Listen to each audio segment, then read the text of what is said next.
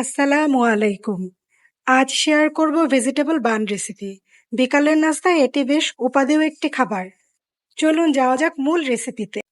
প্রথমেই ছোট আকারের একটি রুটি বেলে নিচ্ছি।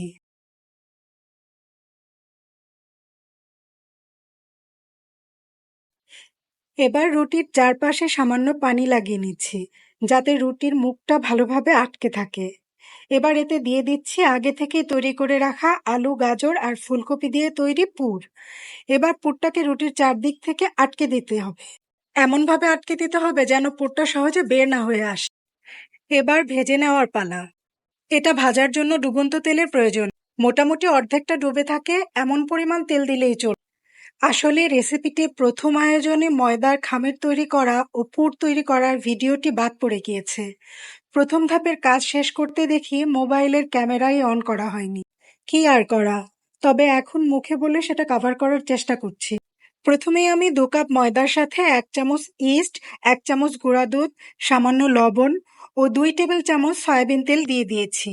এরপর পরিমাণ মতো কুসুম গরম পানি দিয়ে সফট একটা ডো তৈরি করেছি। এরপর রান্না করা গরম চুলার পাশে আধ ঘন্টার মতো সফট ডোটি ঢেকে রেখে আধ ঘন্টা পরে দেখবেন ডোটি ফুলে 3 গুণ হয়ে গেছে। এবার বান তৈরি করার আগে ডোটি ভালোভাবে আরেকবার মথে নিতে। আমি 2 কাপ ময়দা দিয়ে তৈরি ডোতে মোট 5টি বান তৈরি করেছি। আপনারা চাইলে কম বেশি করতে পারেন, সেক্ষেত্রে ছোট বড় হতে পারে। আর রইল বাকি ভেতরের পুর, সেটা আপনারা আপনাদের ইচ্ছা মতো করতে পারেন। কেউ চাইলে চিকেন দিয়েও করতে পারেন, ভেজিটেবল দিয়েও করতে পারেন, বিফ দিয়েও করতে পারেন।